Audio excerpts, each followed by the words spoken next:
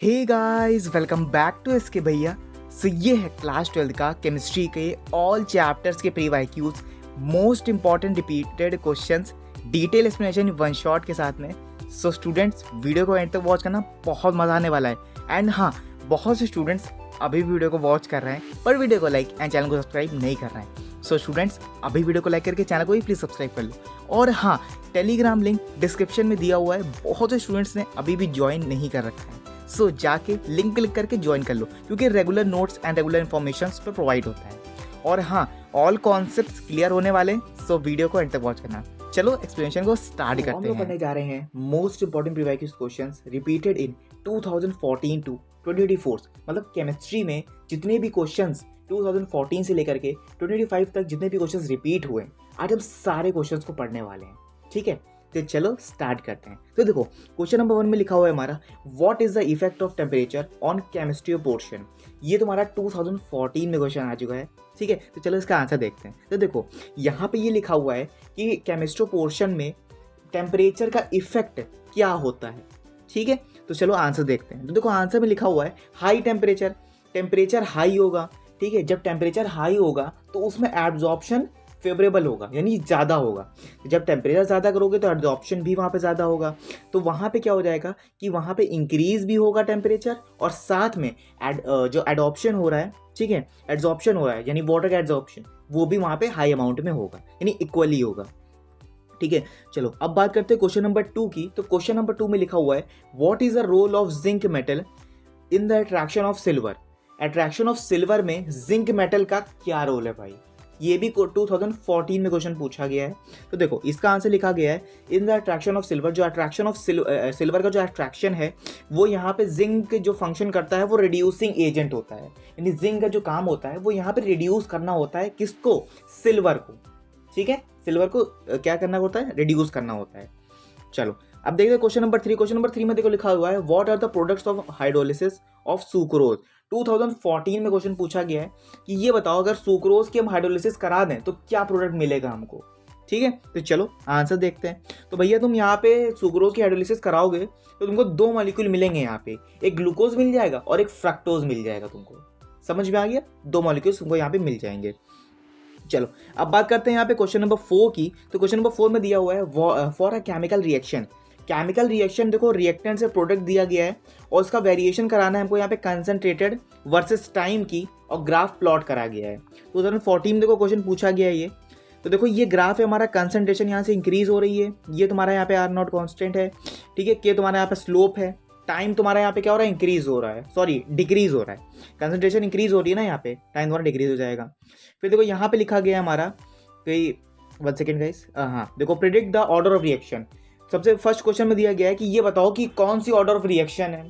ठीक है, तो भैया ये समझ लो कि जीरो ऑर्डर रिएक्शन है। ये जीरो ऑर्डर रिएक्शन कैसे भैया समझोगे? देखो, यहाँ पे अगर रिएक्टेंट तुम्हारा यहाँ पे अगर इंक्रीज हो रहा हो और टाइम डिक्रीज हो रहा हो तो समझ लेना कि ये जीरो ऑर्डर रिएक्शन है। ठीक है, जहाँ पे टाइम इंक्रीज हो रहा हो और कंसंट्रेशन डिक्रीज हो रही हो तो वहाँ पे समझ लेना कि फर्स्ट ऑर्डर रिएक्शन है। ठीक है, सेम अपोजिट इसका यहाँ पे कंसेप्ट है, तो अच्छे से समझ लेना। फिर देखो यहाँ पे सेकंड क्वेश्चन में दिया गया है, what is the slope of the curve. ये कौन सा स्लोप ऑफ कर्व है? तो भाई सिंपल सी बात है, माइनस के है। माइनस यानी माइनस लगा देनी, जीरो ऑर्डर रिएक्शन का ही ये कर्व होगा। अब बात करते हैं क्वेश्चन नंबर 5 की। तो क्वेश्चन नंबर 5 में देखो, ये भी 2014 में पूछा गया है, write the chemical equations to illustrate the following the name reaction. In 2 reactions का एक केमिकल इक्वेशन दिया गया है, उनका हमको नेम बताना है। सबसे पहले बात करते हैं यहाँ पे रोस्मो रिडक्शन की। तो रोस्मो रिडक्शन की जो रिएक्शन है वो आती है हमारी CH3COCl H2PDBaSO4 डालेंगे तो भैया यहाँ पे हमको मिल जाएगा CH3CHO प्लस HCl मिल जाएगा हमको। यहाँ पे समझ भी आ रहा है? CH3COCl डालोगे, H2PDBaSO4 डालोगे, प्लेडी तुम्हारा प्लेटिनम है, ठीक है, और बेरियम सल्फेट डाल दोगे तो तुमको यहाँ पे तुम्हारा CHO यानी CH3CHO और HCl मिल जाएगा। अब बात करते हैं यहाँ पे कैनिज़ारो रिएक्शन की। तो कैनिज़ारो रिएक्शन में तो लिखा गया है सेकंड, यहाँ पे क्या लेंगे, यहाँ पे 2HCHO ले लेंगे, प्लस में NaOH डाल देंगे तो यहाँ पे CH3OH और प्लस में HCOONA निकल जाएगा तुम्हारा यहाँ पे। ठीक है, तो ये तुम्हारा जो रिएक्शन है यानी इथेनॉल निकल जाएगा तुम्हारा यहाँ पे। तो ये रिएक्शन तुम्हारे यहाँ पे कंफर्म हो जाती है। तो ये बहुत इंपॉर्टेंट रिएक्शन है भाई, प्लीज़ इसको अच्छे से लर्न करना, क्योंकि सारे जो क्वेश्चन बता रहा हूँ वो मोस्ट रिपीटेड क्वेश्चन है। ठीक है, मोस्ट रिपीटेड क्वेश्चन है सारे। अभी 2014 से भी देख रहे हैं हम लोग, 24 तक जाना है हमको। ठीक है, अभी 2024 तक जाएंगे, सारे क्वेश्चंस को एक बार रिवाइज कर लो अच्छे से, और अच्छे से एक्स्ट्रा क्वेश्चन भी लगा लेना। इस पे डिपेंड मत रहना कि भैया यही रिपीटेड क्वेश्चन है तो यही आएगा, मैं ये नहीं कह रहा हूँ रिपीट यही आएगा, बट ये हो सकता है इन क्वेश्चंस में से कुछ क्वेश्चंस आ भी जाएं। ठीक है, तो इन क्वेश्चंस को प्रैक्टिस अच्छे से कर लेना। चलो अब बात करते हैं क्वेश्चन नंबर 6 की। तो क्वेश्चन नंबर 6 में लिखा गया what is the आईयूपीएससी name of the complex. But ये जो कॉम्प्लेक्स दिया गया है इसका हमको आईयूपीएससी नेम बताना है। देखो 2015 में पूछा गया ये क्वेश्चन, 2015 में क्वेश्चन पूछा गया। तो भाई सिंपल सी बात है कि एनआई तुम्हारा क्या हो जाएगा, निकल समझ लो। NH3 तुम्हारा क्या होता है, अमोनिया हो गया, तो उसको ले लो एमाइन ले लो। ठीक है, क्योंकि 3 लगा हुआ है, एमाइन ले लो तुम। 6 तुम्हारा क्या बोलते हो तुम यहाँ पे, हेक्स बोलते हो। Cl2 क्या बोलते हो, क्लोराइड बोलते हो। और यहाँ पे पावर देखो तुम्हारी 2 लगी हुई है। तो भाई सिंपल सी बात है कि सबसे पहले रखोगे तुम यहाँ पे जो मॉलिक्यूल का जो पावर लगी होती है सबसे पहले उसको लेते हैं, यहाँ पे हेक्सा लेंगे। फिर जो कंपाउंड लिखा गया नहीं, जो हमारा लीगेंड लिखा गया है उसको लेंगे सबसे पहले हम। लीगेंड भी क्या होता है, जो ब्रैकेट के अंदर, कोई नहीं गाइस थोड़ा सा इशू होगा, कोई नहीं सॉरी उसके लिए। चलो वापस से ट्रैक पे आते हैं। देखो जो हमारा लीगेंड है वो हमारा CH3 है, तो यहाँ पे एमाइन हो जाएगा, और यहाँ पे जो NI लिखा है वो निकल हो जाएगा। तो ये पावर 2 लगी हो, क्लोराइड 2 हो जाएगा तुम्हारा यहाँ पे। ठीक है, 2015 में तुम्हारा ये क्वेश्चन पूछा गया है। फिर बात करते हैं देखो फ्रॉम द सेल्स ऑफ 2016 के क्वेश्चन की। 2016 में क्या क्वेश्चन पूछा गया है कि what cell is used in hearing aids. बताओ कि हियरिंग एड्स में सेल कौन से यूज किया जाता है। ठीक है, तो भाई सिंपल सी बात है, मर्क्यूरी सेल को यूज किया जाता है। ठीक है, मर्क्यूरी सेल हमारा कौन सा सेल होता है, जिसमें हमारी यहाँ पे दो मेटल्स को अगर मिक्स करते हैं तो वहां पे अमलगम बनता है। ठीक है, तो ऐसा ही एक मेटल होता है जो कि हमको यहाँ पे हेयरिंग एड्स में, हमको यहाँ पे बैटरी के यूजेस यानी वॉचेस में एंड अदर एक्स्ट्रा प्रोडक्ट्स में हमको यूज करने को देखने को मिलता है। बात करते हैं क्वेश्चन नंबर 2 की। तो क्वेश्चन नंबर 2 में लिखा गया है what cell was used in Apollo space programme. Apollo space programme में कौन सा सेल यूज किया गया था, भाई सिंपल सी बात है फ्यूल सेल यूज किया गया था। थर्ड में लिखा गया है what which cell is used in automobiles and inverters. ये बताओ कि ऑटोमोबाइल्स एंड इन्वर्टर्स में कौन सा सेल यूज किया जाता है। तो भाई सिंपल सी बात है लीड स्टोरेज बैटरी यूज करी जाती है। ठीक है, अब बात करते हैं फोर्थ क्वेश्चन की। तो उसमें लिखा गया है what cell does not have the long time. ऐसा कौन सा सेल है जो कि लॉन्ग टाइम तक नहीं चलता है। ऐसा कौन सा सेल है भाई कि लॉन्ग टाइम तक नहीं चलेगा, एक बार चलेगा खत्म, उसके बाद ड्राई सेल होता है भाई मेरे। ठीक है, ड्राई सेल होता है ये। चलो ये 2016 में क्वेश्चन पूछा गया था। अब बात करते हैं right the names and structures of the monomers of the following polymers. 2017 में क्वेश्चन पूछा गया ये वाला। ठीक है, टेरिलीन, नेफ्लॉन एंड नाइलॉन 6,6। तो भाई सिंपल सी बात है कि एथिलीन ग्लाइकोल एंड टेट्राफिलिक एसिड हो जाएगा हमारा। ठीक है, चलो आगे बढ़ते हैं। आगे देखो लिखा गया है हमारा यहाँ पे, 1 सेकेंड, हाँ देखो ये क्वेश्चन नंबर 8 था। तो देखो यहाँ पे और एक्सप्लेन किया गया है कि देखो ये तुम्हारे कुछ फॉर्मुलेज होंगे। बीटा फ्लोरोएथेन भी होता है, यानी CF2 डबल बॉन्ड में CF2 भी होता है। और इसको जो नेम दिया जाता है वो तुम्हारा दिया जाता है hexa amine, hexa methyl aniline, di amine and aliphatic acid. ठीक है, तो ये कंपाउंड का नेम है, अच्छे से देख लेना। फिर बात करते हैं 2018 की। तो देखो 2018 में जो क्वेश्चन पूछा गया था which is not a colligative property. Colligative property इनमें से कौन सी नहीं है भाई। तो भाई ऑस्मोटिक प्रेशर तो है ही नहीं, कॉलिगेटिव प्रॉपर्टी तो होएगी नहीं। ठीक है, ऑस्मोटिक प्रेशर क्या करता है, वाटर को RO प्रोसेस से रिमूव करता है, यानी सेमी पेपरल मेम्ब्रेन होता है। अब बात करते हैं लोअरिंग ऑफ वेपर प्रेशर की, भाई वो भी नहीं होगा। बॉइलिंग पॉइंट का यूज हुआ है यहाँ पे, वो भी नहीं होगा हमारा। Depression of the freezing point, भाई ये फ्रीजिंग पॉइंट की बात करी गई है, वो भी नहीं होगा यहाँ पे। ठीक है, अब बात करते हैं मोलर एलिवेशन कांस्टेंट, भाई इसमें हो जाएगा। मोलर एलिवेशन भैया कांस्टेंट क्यों हो जाएगा, क्योंकि देखो यहाँ पे जो कॉलिगेटिव प्रॉपर्टी होती है वो भी बॉइलिंग पॉइंट से रिलेटेड है, sorry depression molar elevation constant. लेकिन यहाँ पे कुछ टर्म्स ऐसे कांस्टेंट होते हैं जिनको यहाँ पे ये एलिवेट कर देता है। तो इसी वजह से जो कॉलिगेटिव प्रॉपर्टी हमारी है वो ऑब्जर्व भी हो जाती है, कैलकुलेटेड भी हो जाती है। तो इसलिए हम बोलते हैं यहाँ पे colligative property is molar elevation constant. समझ में आ गया, option number D is correct. अब बात करते हैं क्वेश्चन नंबर 10 की। तो क्वेश्चन नंबर 10 को देखो 2017 में पूछा गया है, फिर से हम लोग पीछे जा रहे हैं। 2017 में पूछा गया है, देखो क्या क्वेश्चन है, negative deviation from the rods law. Negative deviation rods law में होता है, बिल्कुल होता है। इस ऑब्जर्व किया हमने, which one of the following the binary liquid mixtures. हमको क्या लगा कि बाइनरी लिक्विड मिक्सचर जो है कौन कौन सी फॉलोइंग्स होती हैं। तो देखो फर्स्ट में दिया गया है हमारा यहाँ पे एथेनॉल एंड एसीटोन होता है हमारा बाइनरी लिक्विड मिक्सचर्स में, या फिर बेंजीन एंड टाउलिन होता है, या एसीटोन एंड क्लोरोफॉर्म होता है, क्लोरोएथेन एंड ब्रोमोएथेन होता है। तो देखो सिंपल सी बात बताऊं, अगर तो एथेनॉल एंड एसीटोन डालोगे तो वो क्या हो जाएगा, ऑब्जर्व नहीं करेगा, रिएक्शन को इंक्रीज कर देगा, डिक्रीज नहीं करेगा। हमको वो चाहिए कि निगेटिव डेविएशन हमको शो करे, ठीक है, क्योंकि एथेनॉल हमारा अल्कोहल से रिलेटेड होता है, तो अल्कोहल हमेशा इंक्रीज करता है, यानी बढ़ाता है रिएक्शन को। बेंजीन एंड टाउलिन भी नहीं होगा, ठीक है। एसीटोन एंड क्लोरोफॉर्म हो जाएगा, ठीक है, ऑप्शन नंबर सी हमारा यहाँ पे करेक्ट है, ठीक है। क्लोरोएथेन एंड ब्रोमोएथेन भी हमारा नहीं होगा। क्लोरोएथेन की बात करें अगर तो यहाँ पे तुम्हारा सीएल रिमूव हो जाएगा, जो एथेन है तुम्हारा वो यहाँ पे कार्बन पे हाइड्रोजन कार्बन पे ऐड हो जाएंगे, तो यहाँ पे ये भी नहीं होगा। अब बात करते हैं यहाँ पे हम हाउ, क्वेश्चन नंबर 2018 में क्वेश्चन पूछा गया है कि how long would it take to deposit the 50 gram of AI. क्या कैसे हम बता सकते हैं कि सबसे बड़ा लंबा डिपॉजिट हमारा 50 ग्राम है हमारा यहाँ पे एल्यूमिनियम का, ठीक है। जो इलेक्ट्रोलिटिक सेल है वो कंटेन कर रहा है यहाँ पे एल्यूमिनियम O3 को, ठीक है, और यूज कर रहा है यहाँ पे करंट 105 एम्पियर्स पे, ठीक है। तो हमको बताना है कि उसका जो लॉन्ग डिपॉजिट है 50 ग्राम को वो क्या होगा। तो भाई सिंपल सी बात है कि यहाँ पे हमको यहाँ थोड़ा बहुत सॉल्विंग करनी पड़ेगी, तो मैंने थोड़ा बहुत सॉल्विंग करी, तो 1.42 H यानी हेनरी आ जाएगा यहाँ पे। ऑप्शन नंबर बी तुम्हारा यहाँ पे करेक्ट हो जाएगा। तो अच्छे से दोनों लगा लेना क्वेश्चन को। हेनरी का फॉर्मूला पता ही है, P=KHx, फॉर्मूले को यूज करो, सारे कंटेंट्स को यूज करो एंड लगा दो फॉर्मूला। इलेक्ट्रोलिटिक सेल का फॉर्मूला तुम लोग को पता है, E cell equal to E naught cell, ठीक है, यानी E naught cell E cathode and E anode, ठीक है। एनोड पे क्या रखा है, कैथोड पे क्या रखा है, वैल्यू रख दो और अच्छे से आंसर सॉल्व हो जाएगा, ठीक है। अब बात करते हैं यहाँ पे देखो 2019 की। 2019 में क्वेश्चन पूछा गया कि फर्स्ट ऑर्डर रिएक्शन अगर टेस्ट करे 40 मिनट, 30% तुम्हारा डिकम्पोजिशन हो रहा है टी हाफ पे, तो भैया क्या होगा तुम्हारा first order reaction, 77 point minute and 52 point minute and ये। तो यहाँ पे ऑप्शन नंबर ए करेक्ट है, लिखा हुआ है आंसर नंबर ए करेक्ट, तो ऑप्शन नंबर ए करेक्ट हो जाएगा। अब बहुत से स्टूडेंट्स कहेंगे भैया थोड़ा सॉल्विंग भी करा दो। सॉल्विंग भैया कहने का मतलब ये है कि सॉल्विंग तुम लोग को खुद करना पड़ेगा।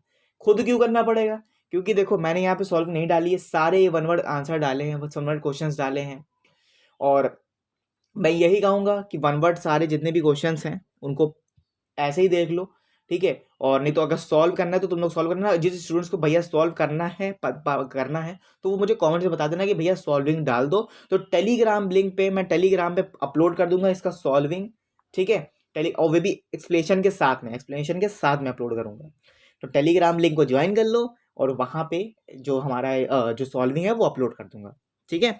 अब वापस से ट्रैक पे आते हैं, क्वेश्चन नंबर 13 की तरफ बढ़ते हैं। क्वेश्चन नंबर 13 में देखो दिया गया है कि the property which is not the characteristic of transition metals is.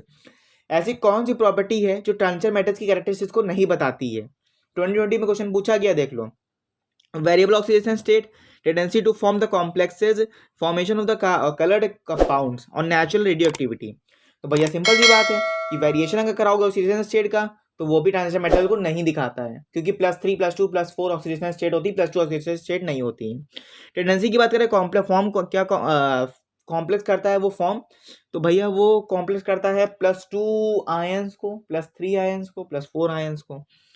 Formation they coloured compounds का, तो कलर्ड कंपाउंड्स हमारे यहाँ पे अदर वाले होंगे, ठीक है, जो कि यहाँ पे डी ट्रांजिशन कराएंगे और इलेक्ट्रॉन को रिमूव करा देंगे, ठीक है।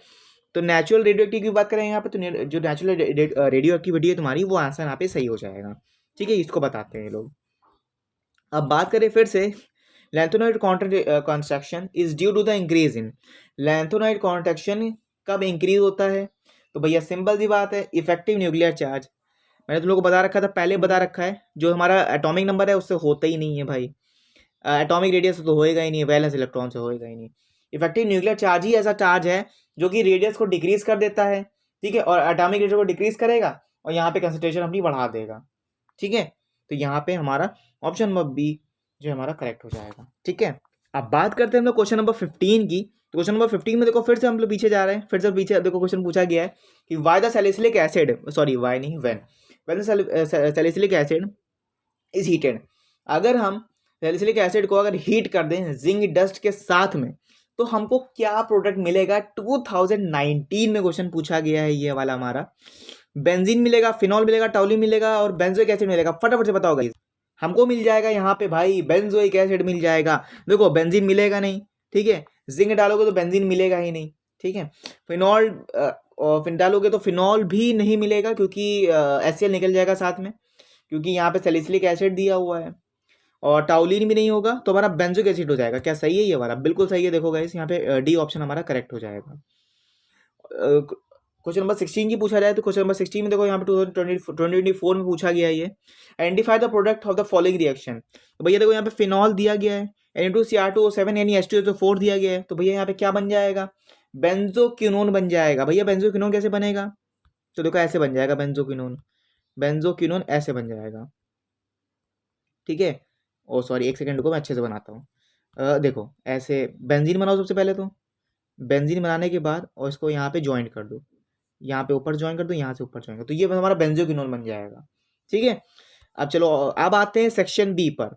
सेक्शन बी में तुम्हारे वेरी शॉर्ट आंसर्स हैं, तुम्हारे 2 मार्क्स के हैं भाई, अच्छे से देखना। देखो 2024 में से पहला जो क्वेश्चन आता है वो आता है तुम्हारा question number 17, why a person suffering, क्यों ये अगर ये पर्सन सफरिंग कर रहा है हाई ब्लड प्रेशर के साथ में, और अगर तुमने एडवाइस दिया कि उसको मिनिमम क्वांटिटी के साथ में कॉमन सॉल्ट जो है टेक कर दो, नहीं लगा दो, तो भैया क्या होगा। सिंपल सी बात है, तो हमारा ऑस्मोटिक प्रेशर क्या होता है, directly proportional to the concentration of the solution. Osmotic pressure हमारा डायरेक्टली प्रोपोर्शनल होता है वो कंसंट्रेशन पे सॉल्यूट हो जाएगा, जो बॉडी का फ्लूइड है वो नंबर ऑफ सॉल्यूट हो जाएगा, यानी खत्म हो जाएगा पूरा, और यहाँ पे वो टेक कर देगा लार्ज अमाउंट ऑफ सॉल्ट, यानी बहुत सारा लार्ज अमाउंट ऑफ सॉल्ट यहाँ पे टेक कर देगा। जितने भी आयंस होगी वो एंटर कर जाएंगे बॉडी के अंदर फ्लूइड के साथ में, और raising concentration of the solutes, और वो कंसंट्रेशन को रेस करेंगे सॉल्यूट पार्टिकल्स के साथ में, जो उसका रिजल्ट आएगा ऑस्मोटिक प्रेशर का वो यहाँ पे इंक्रीज हो जाएगा। तो यहाँ पे जो रैप्चर है हमारा ब्लड सेल्स का जो रैप्चर है वो यहाँ पे ऑस्मोटिक प्रेशर का यहाँ पे गेम बन जाएगा, it is known as osmotic pressure. चलो आगे बढ़ते हैं, तो आगे आता है हमारा क्वेश्चन नंबर 16 में। देखो क्वेश्चन पूछा गया है कि state the Kohlrausch law of independent migration of ions. बताओ कि कोलैश लॉ क्या होता है, independent of migration of ions क्या होते हैं। अगर ये बता दिया तो क्यों ये बताओ कि कंडक्टिविटी ऑफ सॉल्यूशन को अगर डिक्रीज करें तो डाइल्यूशन के साथ में, तो कंडक्टिविटी क्यों डिक्रीज हो जाती है मेरे भाई।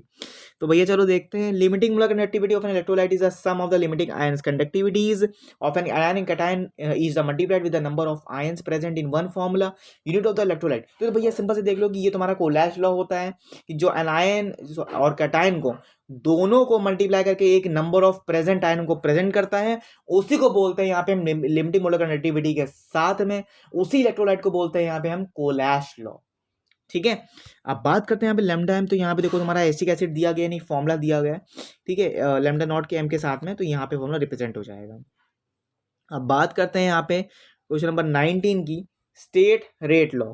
रेट लॉ बताना है, तो भैया देखो यहाँ पे सेकंड पॉइंट में भी दिया गया है कि फॉर अ रिएक्शन इन 10, अगर कोई रिएक्शन 10 मिनट के अंदर हो रही है, 10 मिनट्स में लग रहे हैं उसको करने में, उसकी कंसंट्रेशन जो है वो रिएक्टेंट पे रिड्यूस हो रही है to 0.12 mu G equals to 0.2 mu g, and the next 10 minutes it becomes a 3 the order of reaction। Question 2022 में पूछा गया, देख सकते हो, ठीक है। तो भैया देखो ये एक्सप्रेशन दिया गया है कि अगर तुम्हारा रेट ऑफ रिएक्शन यहाँ पे in terms of molar concentration of reactant पे टर्म फिक्स है, तो यहाँ पर जितने भी तुम्हारे सम पावर ऑफ मे और मे नॉट भी, जितने भी तुम्हारे स्टीरियोमेट्रिक कोएफिशिएंट रिएक्टिंग स्पीशीज हैं वो यहाँ पे बैलेंस रहेगी केमिकल इक्वेशंस के साथ में। सेकंड पॉइंट में देखो दिया गया है, अगर वो रिएक्शन 10 मिनट्स के कंसंट्रेशन के साथ में हो रही तो वो रिएक्शन हाफ हो जाएगी, उसकी लाइफ जो इंडिपेंडेंट है कंसंट्रेशन के साथ में, जो फर्स्ट ऑर्डर रिएक्शन है वो तुम्हारा फर्स्ट ऑर्डर रिएक्शन हमारा कंफर्म हो जाएगा। अब बात करते हैं क्वेश्चन नंबर 20 की, तो क्वेश्चन नंबर 20 में तुम्हारा एसर्शन रीजन का क्वेश्चन है, यहाँ पे अच्छे से देखना, एसर्शन दिया गया है और रीजन भी दिया गया है। देखो 2019 में पूछा गया क्वेश्चन ये वाला, एसर्शन में तो दिया गया कि copper metal gets the readily the coated in acidic mixture solution such as a HCl and dilute। तो देखो H2SO4, तो भैया देखो यहाँ पे ये दिया गया है कि कॉपर मेटल को अगर तुम कॉपर मेटल की क्लोरेट को अगर तुम एसिडिक एक्वेशियस सॉल्यूशन के साथ में अगर तुम यहाँ पे डिप कर दो, ठीक है, डाल दो, तो तुमको क्या HCl और डाइल्यूट H2SO4 मिल जाएगा क्या भाई, नहीं मिलेगा मेरे भाई। तो देखो यहाँ पे कॉपर की बात करी गई है तो CuSO4 मिल जाना चाहिए और साथ में HCl निकल जाना चाहिए, लेकिन यहाँ पे डाइल्यूट H2SO4 नहीं मिलेगा, तो ये गलत हो जाएगा तुम्हारा पूरा, ठीक है। अब रीजन की बात करते हैं, free energy change to the process is positive. अगर फ्री एनर्जी चेंज करी जाए, ठीक है, उसी प्रोसेस के साथ में, ठीक है, पॉजिटिविटी के साथ में, तो वो हमारा करेक्ट हो जाएगा। नहीं, जितने भी हमारे पॉजिटिव आयंस होंगे, निगेटिव आयंस होंगे, वो सब पॉजिटिव में चेंज हो जाएंगे। तो यहाँ पे ऑप्शन नंबर डी तुम्हारा यहाँ पे आंसर हो जाएगा, ठीक है। तो ये देखो यहाँ पे थोड़ा बहुत ये भी लिखा हुआ है, देख सकते हो तुम लोग यहाँ पे। क्वेश्चन नंबर 21 की बात करेंगे, क्वेश्चन नंबर 21 तुम्हारा 2016 में पूछा गया है कि why the paranitrophenol is more acidic then glycerol. Paranitrophenol more acidic होता है किससे? क्रिस्टोल से। ठीक है, क्रिस्टोल से ज़्यादा एसिडिक होता है। क्यों होता है? जो फिनॉल है हमारा वो यहाँ पे किसके प्रेजेंस में होता है? इलेक्ट्रॉन विड्रॉइंग ग्रुप्स के प्रेजेंस में होता है। नाइट्रो ग्रुप जब इनहेंस करता है एसिडिक स्ट्रेंथ में फिनॉल के साथ में, तो जो उसका इफेक्ट है वो प्रोनाउंस्ड हो करके यानी बदल करके वो एक प्रेजेंट सॉल्यूशन देता है हमको ऑर्थो और पैरा पोजीशन की। जब ऑर्थो पैरा पोजीशन की वो एक एग्जैक्ट पोजीशन दे देता है तो वो इफेक्टिव एक डीलोकलाइजेशन ऑफ निगेटिव चार्ज जाके फेनॉक्साइड लगा देता है, यानी रेजोनेंस हो जाती है हमारी। और जो ऑर्थो पैरा पोजीशन है वो अदर हैंड के साथ यहाँ पे इलेक्ट्रॉन रिलीजिंग कर देते हैं अपने ग्रुप्स के साथ में, एल्काइल ग्रुप जाके ऐड हो जाएगा, वहाँ पे कोई किसी को कोई फेवर में नहीं रहेगा। जो फॉर्मेशन होगा फिनॉक्साइड का वो रिजल्टिंग यहाँ पे डिक्रीज कर देगा और एसिडिक जो तुम्हारी स्ट्रेंथ है वो यहाँ पे डिक्रीज हो जाएगी। क्या इतनी बात समझ में आ गई मेरे भाई? तो देखो यहाँ पे 2016 में क्वेश्चन थोड़ा सा क्रिटिकल पूछे गए।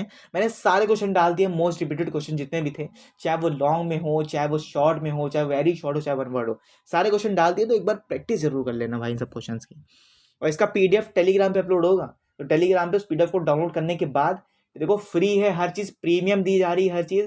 तो सारे नोट्स को अच्छे से एक जगह पे अच्छे से कॉपी करके रखना, ठीक है। अभी भी सब चीज़ अपलोडेड है टेलीग्राम चैनल पे, जाओ अभी भी ज्वाइन कर लो, डिस्क्रिप्शन में लिंक दी हुई है। आज सारे नोट्स प्रोवाइड हो रहे हैं, सारी इन्फॉर्मेशन उस पर प्रोवाइड हो रही है, तो प्लीज़ जाके ज्वाइन कर लो। और कोई डाउट हो तो बता देना कमेंट्स में, ठीक है। चलो अब बात करते हैं सेक्शन सी की। तो सेक्शन सी में तुम्हारा यहाँ आते हैं तुम्हारे शॉर्ट आंसर्स जो कि 3 मार्क्स के आते हैं। मैंने हर चीज़ डाली है, बोर्ड के पर्पज से ही सारे क्वेश्चंस को डाला है कि कौन सा नंबर 1 मार्क्स का है, कौन सा नंबर 2 मार्क्स का है, कौन सा 3 है, कौन सा 4 मार्क्स का है, ठीक है। अब चलो 3 मार्क्स के क्वेश्चंस को देखते हैं। 2021 में क्वेश्चन पूछा गया है कि distinguish between molarity and molality, difference बताओ मोलैरिटी एंड मोलैलिटी के बीच का। तो भाई मोलैरिटी होती है हमारी, जितने भी हमारे number of moles of solute ions हैं वो डिसॉल्व हो जाते हैं 1 लीटर ऑफ सॉल्यूशन में। उसका जो टेम्परेचर होता है वो डिपेंडेंट होता है किस पे? Number of moles of solute particles पे, ठीक है। तो यहाँ पे इन्हीं को बोलते हैं यहाँ पे मोलैरिटी, ठीक है। अब बात करते हैं मोलैलिटी की। It is a number of moles of solute dissolve. यहाँ पे क्या होता है कि जितने भी हमें number of moles of solute है वो डिसॉल्व हो जाते हैं 1 kg ऑफ सॉल्वेंट में। और यहाँ पे कोई भी जो मॉलिक्यूल्स है वो डिपेंड नहीं करेगा टेम्परेचर पे, इंडिपेंडेंट रहेंगे सारे। तो इस यहीं पे का जो डिफरेंस होता है मोलैलिटी एंड मोलैरिटी का वो यहाँ पे कंफर्म हो जाता है। फिर बात करते हैं देखो 2019 की, define the ideal solution and right one of the characteristics. इसकी कैरेक्टरिस्टिक्स क्या होगी आइडियल सॉल्यूशंस की? तो देखो आइडियल सॉल्यूशन होता है कि जिसमें डिफाइन ये करता है कि जो हमारा सॉल्यूशन है वो ओबे कर रहा है रॉड्स लॉ पे। अगर ओबे कर रहा है रॉड्स लॉ पे तो वो एक्सट्रैक्टली जो इंटायर रेंज ऑफ टेम्परेचर है तुम्हारा, वो प्रेशर और टेम्परेचर दोनों साथ में ही एग्जैक्ट ओवरऑल यहाँ पे रिएक्शन में कंफर्म हो जाएंगे, यानी ओबे कर जाएंगे। अगर आइडियल सॉल्यूशन में यहाँ पे हीट यहाँ मिक्सिंग कर रहे हो जीरो वॉल्यूम पे, तो यहाँ पे जो तुम्हारा जीरो वॉल्यूम तो तुमने जो मिक्सिंग किया हीट को तो वो भी जीरो हो जाएगी भैया। तो वॉल्यूम जीरो तो हीट भी जीरो होनी चाहिए, तो यहाँ पे तुम्हारा कंफर्म हो जाएगा। अब बात करते हैं क्वेश्चन नंबर 41 की। 41 अभी आया नहीं है गाइज, ये 23 है, 24 आ जी, ये थोड़ा सा गलत प्रिंटिंग में मिस्टेक हो गया होगा, ठीक है। 24 क्वेश्चन को देखते हैं। तो देखो लिखा है iron and nickel are use to make the electrochemical cell by using a salt bridge to join a half cell. इन्होंने ये कहा कि आयरन निकल को यूज करके एक इलेक्ट्रोकेमिकल सेल बनाओ जो कि सॉल्ट ब्रिज को यूज करने के बाद वो हाफ सेल दे हमको, यानी हाफ सेल ज्वाइन करके हमको दे दे। चलो देखते हैं। तो देखो कंटेनिंग में दिया गया हमको यहाँ पे ये थोड़े बहुत क्वेश्चंस, ठीक है। जैसे ही तुम इनका यहाँ पे ये क्वेश्चन तुमने देख लिया, अब देखो ये क्वेश्चन पढ़ने के बाद फिर लिखा है write the cathode and electrode. Cathode electrode का नेम क्या होगा? सेकंड पूछा गया है कि right the half reaction involve. Half reaction को तुम कैसे इन्वॉल्व कर सकते हो? व्हाट वुड बी द 22 कि देखो व्हाट भी क्या होगा, ये 22 में क्वेश्चन पूछा गया है, बहुत ही अच्छा क्वेश्चन है, रिपीटेड क्वेश्चन है ये। तो देखो एनोड में क्या होगा यहाँ पे कि जो आयरन है और कैथोड में जो निकल होता है वो यहाँ पे क्या करता है कि एनोड एंड कैथोड को बताता है। जो रिएक्शन है एनोड पे है वो यहाँ पे तुम्हारी आयरन हो जाएगी, Fe2 प्लस में 2 इलेक्ट्रॉन निकल जाएंगे। जो कैथोड पे है वो तुम्हारा यहाँ पे हो जाएगा एंड निकल पे 2 प्लस जुड़ जाएंगे आयरन, और 2 इलेक्ट्रॉन को जब ऐड करोगे तो निकल जाएगा। वोल्ट मीटर की जो रीडिंग है वो डिक्रीज हो जाएगी यहाँ पे, ठीक है, समझ में आ गया। अब बात करते हैं क्वेश्चन नंबर 24 की। तो क्वेश्चन नंबर 24 में देखो लिखा गया है कि बेस द डाटा। जो डाटा बेस्ड है हमको यहाँ पे अरेंज करके दिया गया, यानी Fe2 plus Mn2 plus and Cr2 plus, ये इंक्रीजिंग ऑर्डर में स्टेबिलिटी हमको बता रहे हैं +2 ऑक्सीडेशन स्टेट की। और ई नॉट जो Cr3 प्लस में Cr2, ये जो तुमको पावर दिया गया है, ये 2015 में क्वेश्चन पूछा गया है मेरे भाई। देख सकते हो यहाँ पे 0.8 वोल्ट दिया गया है।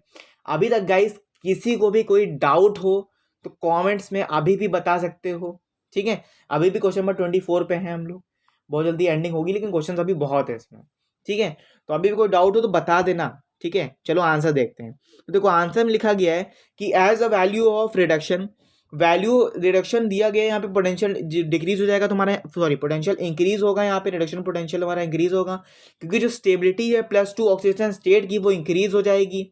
जो ऑर्डर आएगा स्टेबिलिटी का वो आएगा तुम्हारा Cr3 plus Cr2 plus Fe3 plus, ठीक है। पहले तुम क्रोमियम को लोगे, फिर तुम आयरन लोगे, फिर तुम मैग्नीज को लोगे, ठीक है। तो ये तुम्हारी जो स्टेबिलिटी है तुम्हारी डिफाइन करेंगे कुछ ऐसे इन टर्म्स में, समझ में आ गया। अभी भी गाइस कोई भी स्टूडेंट को डाउट हो तो कमेंट्स में अभी पूछ लेना, और प्लीज टेलीग्राम को ज्वाइन कर लो। और अभी भी अगर कंसेप्ट समझ में आ रहा है, हर क्वेश्चन समझ में आ रहा है, तो प्लीज वीडियो को लाइक करके यार चैनल को भी प्लीज सब्सक्राइब कर लो, क्योंकि बहुत से स्टूडेंट्स ने अभी भी सब्सक्राइब नहीं कर रखा है यार। तो लोग सब्सक्राइब क्यों नहीं कर रहे हो ये बताओ।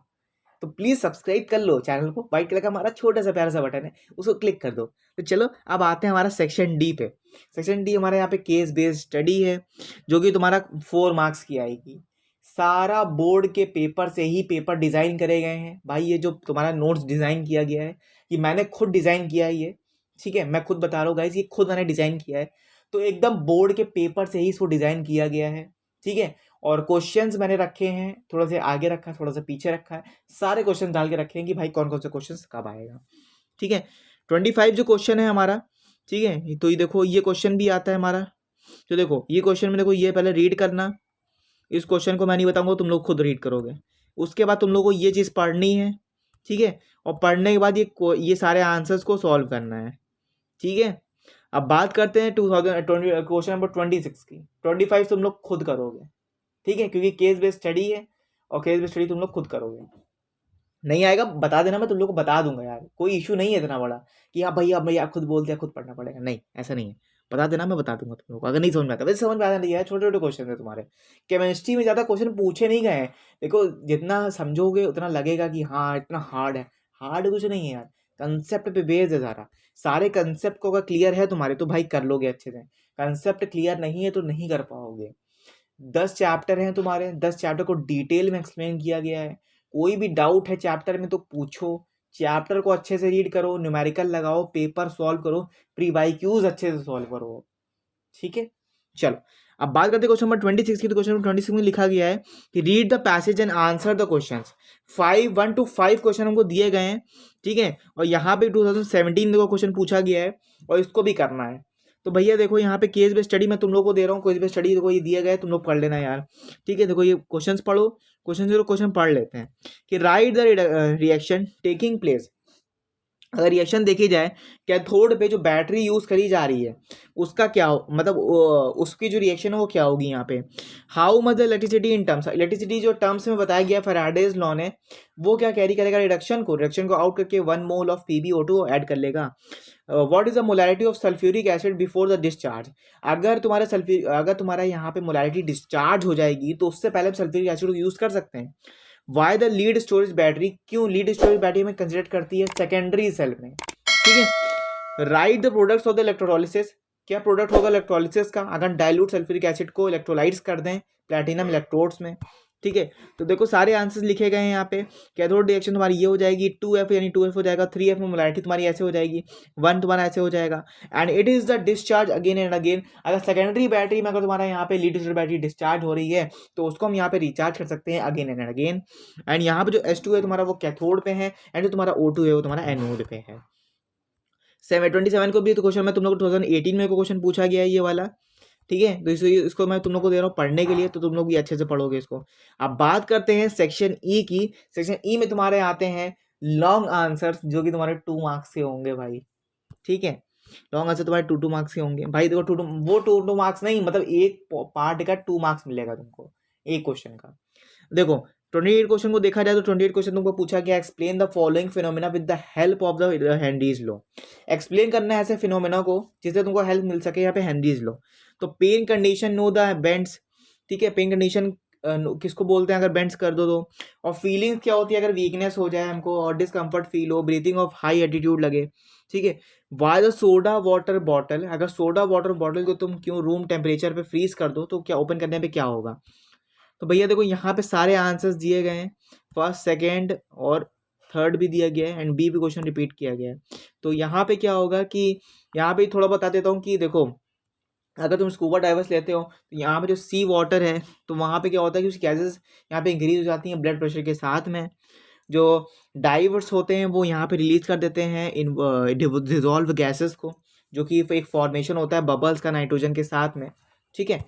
चलो अब बात करते हैं यहाँ पे इसको भी स्किप कर देते हैं। देखो 2029 की बात करें तो 29 क्वेश्चन में दिया गया है, 2020 क्वेश्चन देखो पूछा गया है ये वाला, ठीक है। तो देखो यहाँ पे दिया गया है कि यहाँ पे रेट कांस्टेंट हमारा अगर फर्स्ट ऑर्डर में है, डिकम्पोज कर रहा है, तो यहाँ पे जो सर्टेन रिएक्शन है तुम्हारी वो इस इक्वेशन में डिस्क्राइब होगी। क्वेश्चन फर्स्ट दिया गया है what is the pre exponential factor and energy of activation for the reaction. और सेकंड में दिया गया है देखो यहाँ पे at what temperature will be the half life period be 256 minute, ठीक है। तो आर्नियस की जो इक्वेशन है वो होती है तुम्हारी K is equal to A E minus का ई ए आर टी हो जाती है, ठीक है। तो यहाँ पे तुम इन फॉर्मुलेस को यूज करने के बाद फर्स्ट ऑर्डर रिएक्शन को लगाओगे सेकंड में भी, तो यहाँ पे 8.96 हमारा आंसर यहाँ पे आ जाएगा। 30 जो क्वेश्चन पूछा गया है वो पूछा गया है तुम्हारा 2021 में, और ये भी क्वेश्चन 2021 में पूछा गया है, सेकंड पार्ट है। तो ये तुम्हारा आंसर है, तो इसको देख सकते हो तुम लोग, ठीक है। 31 क्वेश्चन की बात करेंगे तो यहाँ पे 31 क्वेश्चन में 2022 में पूछा गया है तुम्हारा ये कि what is the meant by the crystal field splitting. Crystal field splitting की क्या यहाँ पे मतलब होता है, और कैसे हम T2G को एंड EG को ऑर्बिटल को कैसे हम फॉर्म करते हैं ऑक्टाहेड्रल कॉम्प्लेक्स में। 22 में क्वेश्चन पूछा गया है, ठीक है। तो देखो in case of free metal, अगर इन केस बात करें यहाँ पे जो फ्री मेटल है जितने भी हमारे आयंस हैं वो यहाँ पे 5D ऑर्बिटल यहाँ पे हमको सेम एनर्जी के साथ में देंगे, डी जनरेट करा के ऑर्बिटल्स को यहाँ पे फॉर्म कर देंगे।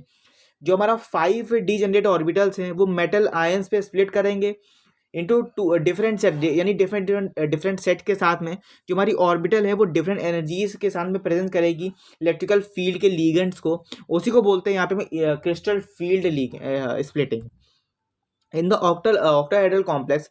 जो हमारा ऑक्टाहेड्रल कॉम्प्लेक्स है वो यहाँ पे लीगेंड में हमको प्रेजेंट करता है एक कॉर्नर्स ऑफ ऑक्टाहेड्रॉन, ठीक है। और जितने भी हमारे आयोप्स हैं यानी DX2 है एंड Y2 है एंड DZ2 है, तो यहाँ पे जो एक्सेस हैं ये सारे लीगेंड को रिपल्शन करते हैं। एंड जितनी भी हमारे एक्सेस है लीगेंड की, जितनी भी हमारी एक्सेस होती है जो रिपल्शन कर रही है, वो यहाँ पे डीजेंसी ऑफ डी ऑर्बिटल को यहाँ पे लिफ्ट करने के बाद एक स्प्लिट यानी दो ऑर्बिटल से ज़्यादा T2G और EG को स्लाइटली डिफरेंट एनर्जी के साथ में बताती है कि ये ऑर्बिटल जो है वो इंक्रीज हो रही है, डिक्रीज हो रही है, या फिर कितने ऑफ इलेक्ट्रॉन यहाँ पे अपर में जाएंगे या लोअर में जाएंगे, ठीक है।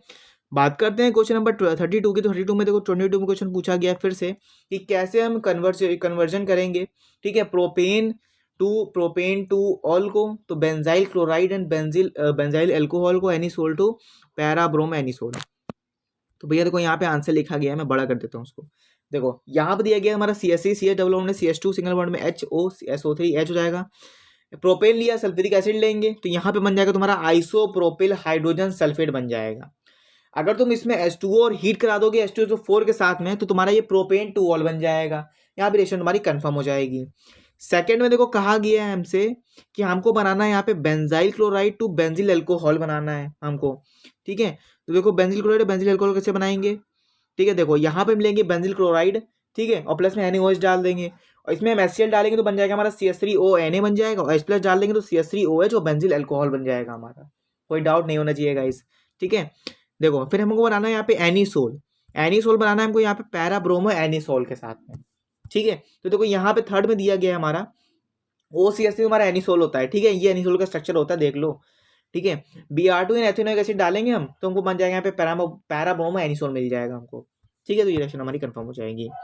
33 क्वेश्चन में देखो दिया गया है हमारा यहाँ पे what is mean by the reverse osmosis. 24 में क्वेश्चन पूछा गया है रिवर्स ऑस्मोसिस वो रिएक्शन रिएक्शन बोल रहा हूँ, मतलब वो प्रोसेस होती है कि जिसमें वाटर प्यूरिफिकेशन करा जाता है, ठीक है। रिमूव जितने भी हमारे कंस्टेंट हैं, ठीक है, उनको यहाँ पे पुश करके वाटर के साथ थ्रो सेमी परमेबल मेम्ब्रेन को यूज करके एक प्रेशर क्रिएट किया जाता है। तो वो सारे मेम्ब्रेन क्रिएट की जाती है, देखते हो ये मेम्ब्रेन तुम्हारी क्रिएट करी गई है, ठीक है, ये वाली। ये मेम्ब्रेन हो गई। इस मेम्ब्रेन में ऐसे कुछ मेम्ब्रेन होती है, उस मेम्ब्रेन में से सारी जितनी भी हमारी प्योरिटीज़ हैं, यानी जितनी भी हमारे डस्ट पार्टिकल्स हैं, उनको यहाँ पे ब्लॉक कर देता है। तो यहाँ पे इम्प्योरिटी आ जाती है। जब ब्लॉक करने के बाद तो हमको यहाँ पे मिल जाता है, हमको क्लीन वाटर जो है एक मिल जाता है यहाँ पे, पास वो कर देता है हमको। ठीक है, जितने भी हमारे सॉलिड पार्टिकल्स होते हैं उनको यहाँ पे दे देते हैं, उन्हीं को बोलते हैं यहाँ पे हम रिवर्स ऑस्मोसिस। ठीक है, अब बात करते हैं यहाँ पे what are the isotonic solution की। 2024 में क्वेश्चन पूछा गया है। ठीक है, आइसोटोनिक सॉल्यूशन एक ऐसा सॉल्यूशन होता है जिसकी कंसंट्रेशन सेम होती है, जितने भी सॉलिड पार्टिकल्स होते हैं वो यहाँ पे सेल के एक तरफ हो जाते हैं। ठीक है, सेल के एक तरफ हो जाएंगे, सेल को बाइंड कर लेंगे और यहाँ पे बैलेंस कर देंगे, prevent of water from removing in और आउट ऑफ द सेल। ठीक है, तो यहाँ पे बाहर भी जा सकते हैं, अंदर भी आ सकते हैं वो सेल जो वाटर में प्रिवेंट कर रहे हैं, यानी मूव कर रहे हैं वाटर के अंदर, और कंटेन कर रहे हैं यहाँ पे शेप एंड साइज को। ठीक है, कंटेन कर रहे हैं यहाँ पे किसको, शेप एंड साइज को। 1 सेकेंड, हाँ, कंटेन करने के बाद जब शेप साइज को कंटेन करेंगे तो यहाँ पे एग्जांपल यहाँ पे इंक्लूड कर रहे हैं नॉर्मल सलाइन का, जो 0.9% ऑफ NaCl यहाँ पे सॉल्यूशन को यूज करने पे मेडिकल ट्रीटमेंट मिल रहा है, जो कि अवॉइड कर रहा है यहाँ पे shrinkage. Hypotonic is swelling of hypotonic. अगर यहाँ पे शेल तुम्हारा श्रिंक कर जाए, यानी क्या हो जाए, सिकुड़ जाए, यानी सिकुड़ जाना। ठीक है, श्रिंक कर जाना, तो वो तुम्हारा हाइपरटोनिक होता है। अगर स्वेलिंग आ जाए, भैया स्वेलिंग का मतलब क्या होता है, फूल जाना। अगर स्वेलिंग आ जाए तो समझो कि वो हाइपोटोनिक है सेल के अंदर। 0.9% अगर तुम बढ़ाओगे तो वहां पे क्या होगा, तुम्हारा हाइपोटोनिक हो जाएगा। अगर 0.9% की कंसंट्रेशन को कम कर दोगे तो तुम्हारा क्या हो जाएगा, हाइपरटोनिक हो जाएगा। अब बात करते हैं define the rate of reaction की। तो रेट ऑफ रिएक्शन में क्या होता है कि rate of reaction is the speed in which the reactant, जो रेट ऑफ रिएक्शन है वो तुम्हारी स्पीड दिखाती है कि जो कि रिएक्टेंट को कन्वर्ट कर रही है प्रोडक्ट के अंदर केमिकल रिएक्शन में, जो कि टाइपिकली मीजर हो रही है कंसंट्रेशन को चेंज करने पे, रिएक्टेंट को चेंज और रिएक्टेंट प्रोडक्ट चेंज करने में, और पर यूनिट टाइम, हर समय। ठीक है, एग्जाम्पल देखा जाएगा तो यहाँ पे जो एक्सप्रेस कर रहा है मोल पर लीटर पर सेकेंड, यानी मोल पर लीटर पर सेकेंड तुम्हारा यहाँ पे रेट ऑफ रिएक्शन बताएगा। अब बात करते हैं 36 क्वेश्चन की। 36 क्वेश्चन में दिया गया 24 क्वेश्चन पूछा गया है, what is meant by the lanthanoid contraction. Lanthanoid contraction refer करता है यहाँ पे gradual decrease in the atomic और आयनिक रेडियाई को, जो कि लैंथेनाइड एलिमेंट्स हमको देते हैं, लैंथेनम एंड ल्यूटिनम देते हैं हमको। एटॉमिक नंबर यहाँ पे इंक्रीज करता है, यहाँ पे कौन थे, लैंथेनम ल्यूटिनम। ठीक है, क्योंकि एटॉमिक रेडियाई में कम हो जाता है इसीलिए। ये देखो यहाँ पे भी दिया गया, यहाँ पे शील्डिंग इफेक्ट को यूज करते हैं 4f इलेक्ट्रॉन्स में, तो पढ़ लेना, इसको पढ़ सकते हो तुम लोग गाइस। 37 क्वेश्चन में 24 में पूछा गया है कि arrange the following in increasing order of the boiling point. तो भाई सिंपल सी बात है, पहले BR हो जाएगा, फिर CBR हो जाएगा, एंड फिर यहाँ पे 2BR। ठीक है, 38 क्वेश्चन दिया गया है कि right the IPSC name of the PH and CH double bond CH and CHO। 24 में पूछा गया है क्वेश्चन। IPSC नेम हो जाएगा तुम्हारे यहाँ पे 3-फेनाइल प्रोपेन 2-ईनल। ठीक है, प्रोपेन 2-ईनल। फिर देखो बात करें 39 क्वेश्चन की। 39 क्वेश्चन में दिखा गया है यहाँ पे कि give a chemical test to distinguish between the benzoic acid and phenol. Chemical test हम कैसे करेंगे, किसके बीच का, बेंजोइक एसिड एंड फिनॉल के बीच का। ठीक है, चलो आंसर में देखिए। 24 में क्वेश्चन पूछा गया ये वाला फिर से। देखो आंसर में लिखा गया जो केमिकल टेस्ट है हमारा, जिसको हमको यहाँ पे डिस्टिंग्विश कराना है किसके बीच में, बेंजोइक एसिड एंड फिनॉल के बीच में। तो हमको यहाँ पे सोडियम बाइकार्बोनेट का टेस्ट कराना पड़ेगा। ठीक है, सोडियम बाइकार्बोनेट का टेस्ट कराएंगे यहाँ पे अगर, तो यहाँ पे जो बेंजोइक एसिड हमको रिएक्ट कराना पड़ेगा इसके साथ में, सोडियम बाइकार्बोनेट के साथ में, तो हमको क्या मिल जाएगा, NaHCO3 और टेक्स्ट NaHCO और 3NaH and CO3 हमको यहाँ पे क्या हो जाएगा, मिल जाएगा। ठीक है, तो देख सकते हो यहाँ पे हमारा लिखा हुआ है। फिर बात करते हैं, देखो यहाँ पे phenol does not yet, phenol जो है वो रिएक्ट नहीं करेगा। ठीक है, क्योंकि सोडियम बाइकार्बोनेट के साथ में रिएक्ट नहीं करता। ठीक है, रिएक्ट नहीं करता क्योंकि यहाँ पे वो वीकर होता है। ठीक है, और एसिड को कंपेयर करता है यहाँ पे बेंजोइक एसिड को। ठीक है, जो कि रिलीज नहीं कर पाता CO2 और 2CO2। फिर बात करते हैं क्वेश्चन नंबर 40 की। तो क्वेश्चन नंबर 40 में लिखा हुआ है यहाँ पे name of water soluble vitamin. Water soluble vitamin कौन सा होता है जो कि पावरफुल एक्सीओडेंट देता है हमको यहाँ पे, give is the one the natural source, हमको एक नेचुरल सोर्स के साथ में 24 क्वेश्चन पूछा गया। तो भाई सिंपल सी बात है, वाटर सोल्यूबल जो तुम्हारा होगा वो विटामिन C देता है, और जो नेचुरल सोर्स है वो तुम्हारा एनीमिया देता है। तो इतने ही क्वेश्चन थे तुम्हारे, 41 क्वेश्चन आई थिंक हो गए हैं। ठीक है, तो यहाँ पे तुम्हारे जो प्री वाईक्यूज हैं वो एंड होते हैं। सारे प्री वाईक्यूज मैंने तुम लोग को बता दिए हैं, एंड अभी भी कोई छूट गया है तो प्री वाईक्यूज तो वो तुम लोग प्रैक्टिस कर लेना। ठीक है, आई होप कि ये क्वेश्चंस की वीडियो अच्छी लगी होगी, और मुझे लगता है अच्छी लगी होगी, एंड तुम लोग को लगता है अच्छी लगी हो तो प्लीज़ वीडियो को लाइक करके चैनल को भी प्लीज़ सब्सक्राइब कर लो। मिलते हैं हमारे नेक्स्ट सब्जेक्ट के वीडियो के पार्ट में, तब तक के लिए गुड बाय।